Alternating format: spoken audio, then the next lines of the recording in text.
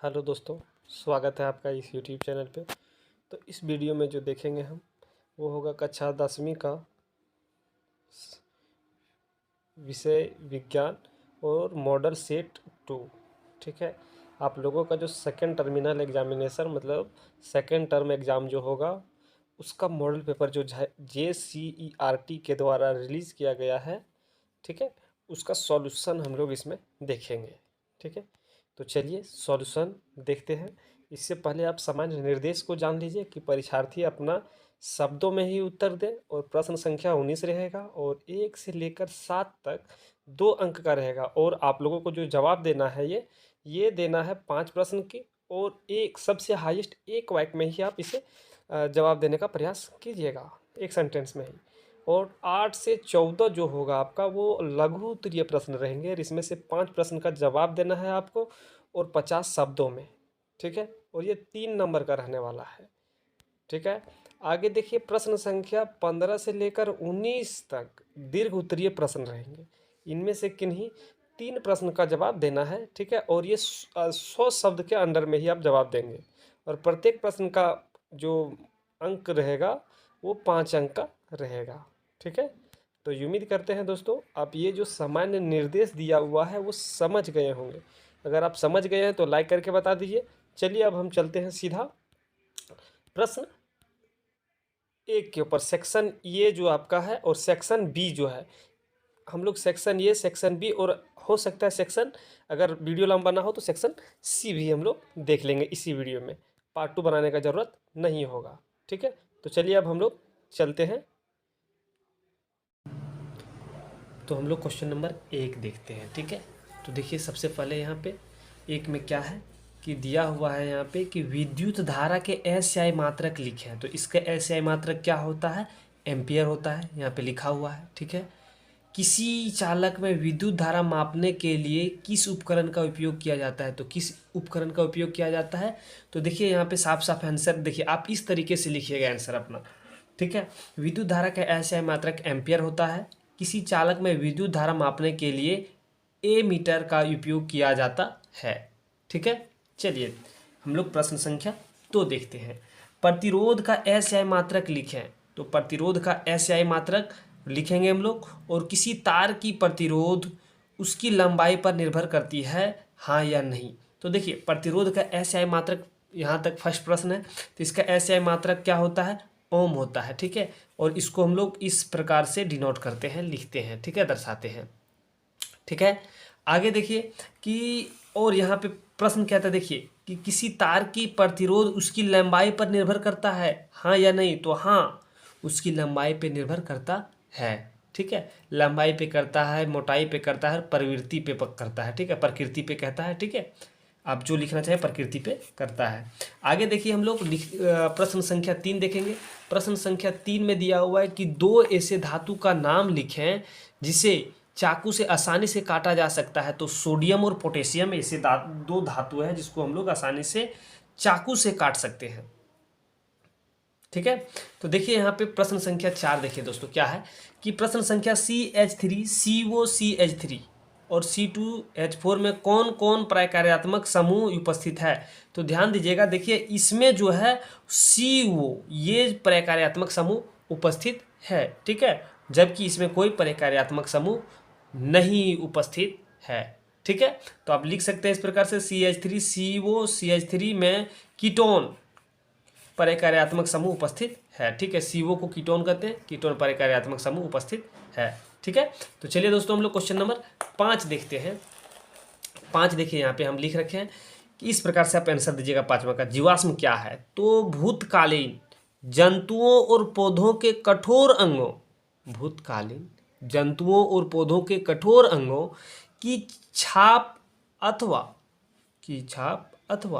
उनके अवशेष जो पृथ्वी की चट्टानों पर या उनके बीच में दबे हुए पाए जाते हैं, जीवाश्म कहलाते हैं। उम्मीद है कि याद भी हो गया होगा कि भूतकालीन जंतुओं और पौधों के कठोर अंगों की छाप अथवा उनके अवशेष जो पृथ्वी की चट्टानों पर या उनके बीच में दबे हुए पाए जाते हैं, जीवाश्म कहते हैं। ठीक है, तो उम्मीद है कि क्वेश्चन नंबर 5 तक आपको समझ में आ गया होगा। तो चलिए हम लोग क्वेश्चन नंबर 6 की ओर बढ़ते हैं। तो यहाँ पे क्वेश्चन नंबर 6, वंशानुगत लक्षण से आप क्या समझते हैं? तो इसको अपने भाषा में हम लिखे हैं कि वैसा लक्षण जो अपने जनक से संतति में प्राप्त करता है उसे वंशानुगत लक्षण कहते हैं। मतलब एक वैसा लक्षण जो अपने जनक, मतलब हम लोग समझ सकते हैं इस प्रकार से कि माता पिता से जो लक्षण हम लोग में ट्रांसफर हुआ है वो वंशानुगत लक्षण कहलाएगा। ठीक है, तो यहाँ पे लिख दिए वैसा लक्षण जो अपने जनक से प्राप्त करता है उसे वंशानुगत लक्षण कहते हैं। ठीक, अब चलिए यहाँ पे प्रश्न संख्या 7 की एक खाद्य श्रृंखला का उदाहरण दीजिए। तो खाद्य श्रृंखला का उदाहरण बहुत आसान है कि घास, घास को कौन हिरन खाता है, हिरन को शेर खाता है। आप इस और भी प्रकार से आप लोग एग्जाम्पल दे सकते हैं कि घास, मतलब कि घास को या फिर कीट को मेढक खाता है, मेढक को सांप खाता है, सांप को चील या बाज खाता है। इस प्रकार से आप लिख सकते हैं। ठीक है, चलिए क्वेश्चन नंबर 9 देखिए। ठीक है, क्वेश्चन नंबर 8, ठीक है 8 को देखेंगे हम लोग। 8 देखिए यहाँ पे फर्स्ट में दिया हुआ है, देखिए इसमें 3 प्रश्न छिपा हुआ है। पहला है कि ओम के नियम को परिभाषित कीजिए। तो ओम के नियम क्या है? कि ओम का नियम किसी धातु के तार में प्रवाहित होने वाली विद्युत धारा उन तार के दोनों सिरों के बीच विभवांतर के अनुक्रमानुपाती होते हैं, इसे ओम का नियम कहते हैं। ठीक है, अब कहा गया कि इसमें संबंध, विभवांतर और धारा में संबंध दर्शाने के लिए कहा गया है, तो भी अनुक्रमानुपाती आई हो जाएगा।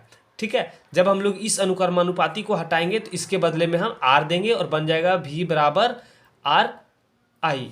ठीक है, जहाँ पे आप लिख सकते हैं कि जहाँ भी विभवांतर, आई धारा और आर प्रतिरोध है। अब यहाँ पे प्रश्न उठता है, प्रश्न दिया हुआ है आपका कि विभवांतर को परिभाषित, प्रतिरोध को परिभाषित कीजिए। ठीक है, जो आपका प्रतिरोध आर है उसको परिभाषित करने के लिए कह रहा है। तो किसी चालक पदार्थ का वह गुण कि वह अपने से प्रवाहित होने वाले आवेश का विरोध करता है, मतलब कोई चालक पदार्थ का वह गुण है कि जो उसके अंदर से प्रवाहित हो रहा है आवेश, उसका विरोध उत्पन्न करता है, उसी को हम लोग प्रतिरोध कहते हैं। ठीक है, तो उम्मीद है कि क्वेश्चन नंबर 8 आप नोट कर लिए होंगे। ठीक है, तो चलिए क्वेश्चन 8 आप नोट कर लिए, हम लोग क्वेश्चन 9 की ओर बढ़ते हैं। ठीक है, तो चलिए 9 में क्या दिया हुआ दोस्तों, देखिए ध्यान से कि 9 में दिया हुआ है कि चुंबकीय क्षेत्र रेखा क्या है। तो चुंबकीय क्षेत्र रेखा क्या है, इसको हम लोग डिफाइन करते हैं सबसे पहले। ठीक है, समझिए यहाँ पे कि जिन पर स्वतंत्र चुंबकीय उत्तरी ध्रुव गमन करता है वे बंद वक्र है, जिसके किसी बिंदु पर खींची गई स्पर्श रेखा उस बिंदु पर चुंबकीय क्षेत्र की तीव्रता को, दिशा को निरूपित करता है। ठीक है, इस प्रकार से आप लिख सकते हैं। अब यहाँ पे प्रश्न है कि चुंबकीय क्षेत्र के कोई 2 गुण लिखिए। तो इसके 2 गुण हम लोग लिख सकते हैं कि ये बंद वक्र होता है। ठीक है, ये चुंबक रहता है आपका।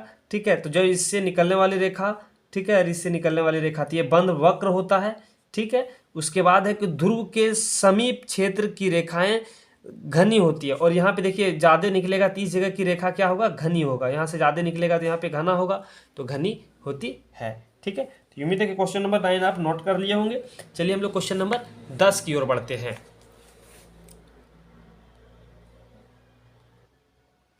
देखिए 10 यहाँ पे आप देख पा रहे होंगे कि संचारण किसे कहते हैं, इसके सुरक्षा के उपाय लिखिए। तो संचारण के किसे कहते हैं कि तो वायु तथा नमी की उपस्थिति में, वायु तथा नमी की उपस्थिति में किसी धातु का परत बनकर नष्ट होना संचारण कहलाता है। ठीक है, संचारण किसे कहते हैं, उम्मीद है लिख लिए होंगे। अब देखिए इसके सुरक्षा के उपाय, तो इसके सुरक्षा के उपाय क्या होगा कि असद लेपन करके, ठीक है, पेंट करके, ठीक है, इस प्रकार से आप, और इसमें और उपाय भी आप चाहे तो इसमें ऐड कर सकते हैं। ठीक, चलिए हम लोग क्वेश्चन नंबर 11 देखते हैं। 11 का यहाँ पे सॉल्यूशन हम लिख रखे हैं। तो देखिए फर्स्ट में 11 यहाँ पे दिया हुआ है कि संतृप्त हाइड्रोकार्बन और असंतृप्त हाइड्रोकार्बन में अंतर स्पष्ट करना है। तो संतृप्त हम लोग देखिए 2 भागों में बांट दिए हैं। ठीक है, पहला भाग बांटे हैं कि संतृप्त हाइड्रोकार्बन और दूसरा असंतृप्त हाइड्रोकार्बन में बांटा गया है। ठीक है, तो देखिए यहाँ पे संतृप्त हाइड्रोकार्बन का में सबसे पहले लिखेंगे कि वैसा हाइड्रोकार्बन जिसमें कार्बन परमाणुओं की चारों संयोजकता एकल बंधन द्वारा संतुष्टि करती है, उसे संतृप्त हाइड्रोकार्बन कहते हैं। मतलब कि देखिए एक कार्बन है, कार्बन में 4 इनके इलेक्ट्रॉन मतलब कि बाहर में रहते हैं, ठीक है। तो क्या है कि ये जो है सिंगल बॉन्ड से जुड़ेगा, सब सिंगल बॉन्ड से जुड़ेगा, ये आपका हो गया संतृप्त हाइड्रोकार्बन, ठीक है। और असंतृप्त में सिंगल ने यहाँ पे डबल भी हो सकते हैं और ट्रिपल बॉन्ड से के साथ में ये सी जुड़े रह सकते हैं, ठीक है। ये आपका हो जाएगा असंतृप्त हाइड्रोकार्बन। देखिए वैसा हाइड्रोकार्बन जिनमें दो कार्बन परमाणुओं के बीच द्विआबंध या त्रिआबंध होता है, दो आबंध या त्रिआबंध, इसमें हम अभी आपको बताएं दो आबंध या त्रिआबंध होता है, उसी को असंतृप्त हाइड्रोकार्बन कहते हैं, ठीक है। तो चलिए दोस्तों आगे देखते हैं कि दूसरा यहाँ पे ये बहुत कम अभिक्रियाशील होते हैं, ये जो होता है बहुत कम अभिक्रियाशील होता है और ये अधिक अभिक्रियाशील होता है, ठीक। आगे देखिए प्रश्न संख्या इसी का ऑप्शन मतलब कि जो है और अंतर हम लोग देख लेते हैं। इसका सामान्य सूत्र जो होता है, संतृप्त हाइड्रोकार्बन का सामान्य सूत्र होता है CnH2n+2, जो एल्केन का सूत्र है, ठीक है, ठीक है। और जबकि इसका सामान्य सूत्र जो इसमें द्विआबंध वाले का सामान्य सूत्र होगा, जो दो आबंध वाले दो रेखा वाला होगा, इसका सामान्य सूत्र होगा CnH2n, ठीक है। इसका जो दो आबंध वाले क्या होगा CnH2n, और त्रिआबंध वाले के लिए जो तीन आबंध रहेंगे उसमें, इसके लिए हो जाएगा CnH2n-2, हाँ -2 होगा, ठीक है। ये त्रिआबंध वाले हैं, ठीक। तो उम्मीद है कि आप इसको नोट कर लिए होंगे, ठीक है। 11वां नंबर क्वेश्चन। अब चलिए हम लोग 12वां की ओर बढ़ते हैं। देखिए 12वां क्वेश्चन है कि जैव आवर्धन क्या है। तो इसको समझिए, विभिन्न साधनों द्वारा, ठीक है, विभिन्न साधनों द्वारा हानिप्रद रसायनों का हमारी आहार श्रृंखला में प्रवेश करना तथा उनके हमारे शरीर में सांद्रता होने की प्रक्रिया को जैव आवर्धन कहते हैं, ठीक है। जब मतलब हानिकारक पदार्थ है वो हमारे शरीर में इंटर कर रहा है, ठीक है, और जमा और मतलब कि शरीर के अंदर में आने के बाद धीरे धीरे धीरे करके वो बढ़ता जा रहा है, उसी को जैव आवर्धन कहते हैं। प्रश्न संख्या 13 में कहता है कि एक पारितंत्र में ऊर्जा के प्रवाह का चित्र बनाइए। तो ऊर्जा के प्रवाह का चित्र इस प्रकार से आप बना सकते हैं। देखिए ऊर्जा का प्रवाह कैसे होता है दोस्तों, कि यहाँ पे सबसे पहले सूर्य का प्रकाश है, इसकी ऊर्जा उत्पाद ले लेता है, उत्पादक ले लेता है, ठीक है। उत्पादक की ऊर्जा शाकाहारी ले लेता है और शाकाहारी का ऊर्जा मांसाहारी ले लेता है और मांसाहारी का ऊर्जा शीर्ष मांसाहारी ले लेगा, ठीक है। देखिए सूर्य का प्रकाश पेड़ पौधा लेता है, पेड़ पौधा को शाकाहारी जो पेड़ पौधा को खाने वाले जीव हैं वो खाएंगे इसको, और इसको खाए मांसाहारी, और मांसाहारी के ऊपर भी एक और मांसाहारी जो ऊपर वाले मांसाहारी वो ले लेंगे। इसी प्रकार का आपको राउंड फिगर बना देना है, ठीक है। और इस प्रश्न को हम तो VVI प्रश्न कह रहे हैं क्योंकि परीक्षा में ये पूछा जा सकता है, ठीक है। तो उम्मीद है कि आपको ये समझ में आ गया होगा। अगर समझ में आ गया है तो वीडियो को फटाफट शेयर कर दीजिएगा, ठीक है। चलिए प्रश्न संख्या 14 हम लोग देख लेते हैं। 14 में देखिए क्या है कि कहता है कि मेंडल ने, ठीक है, मेंडल ने अपने प्रयोग में मटर के ही पौधे को क्यों चुना। तो इसके बहुत कारण थे, ठीक है। हम लोग लिख सकते हैं कि मेंडल ने निम्नलिखित कारणों से मेंडल ने अपने प्रयोग के लिए मटर का पौधा चुना है। फर्स्ट में हम लोग लिख सकेंगे मटर का पौधा आसानी से कहीं भी उगाया जा सकता है और कहीं भी उपलब्ध आपको हो जाएगा, कहीं से भी आप खरीद सकते हैं। इस तरीके से आप लिख सकते हैं, ठीक है। अपने भाषा में लिखिएगा दोस्तों, बहुत अच्छा होगा, अपना भाषी बहुत अच्छा। दूसरा लिखिएगा, इसमें आप लिखना चाहें तो इस तरीके से कि इसका जीवन काल छोटा होता है, ठीक है। मटर का जो जीवन काल होता है वो कम समय का होता है और साल में एक से अधिक बार भी इसका प्रयोग मतलब कि इसको लगाया जा सकता है, इसीलिए इसको चुना, ठीक है। यह द्विलिंगीय होता है, इसमें दोनों लिंग होता है, ठीक है। तो अब इस प्रकार से आप प्रश्न संख्या 14 का आंसर दे सकते हैं, ठीक है। अगर दोस्तों और आगे प्रश्न संख्या 15 से ऊपर चाहिए तो आप हमें कमेंट कीजिएगा, तो 15 से ऊपर हम बनाएंगे। कमेंट नहीं कीजिएगा तो फिर हम यहीं पे छोड़ देंगे, ठीक है। तो उम्मीद है कि अगर आप लोग को ज़रूरत होगा तो आप ज़रूर हमें कमेंट कीजिएगा और फटाफट कमेंट कीजिए हम, ताकि आगे सॉल्यूशन कर सके, ठीक है। चलिए दोस्तों, तो अब वीडियो को हम यहीं पे समाप्त कर देते हैं। सेक्शन ए और सेक्शन बी समाप्त हो गया, खंड ए और खंड बा खत्म हो गया। अब खंड सा बचा हुआ है, वो हम लोग अगले वीडियो में आप कमेंट कीजिएगा तो हम बनाएंगे और अपलोड कर देंगे, ठीक है। उससे पहले आप वीडियो को हम समाप्त करेंगे, उससे पहले अगर चैनल पे आप नए हैं तो चैनल को सब्सक्राइब कर लीजिए, साथ में बेल आइकन को जरूर दबा दीजिएगा ताकि आने वाले वीडियो का नोटिफिकेशन आपको मिल सके। चलिए दोस्तों, वीडियो को करते हैं समाप्त। जय हिंद।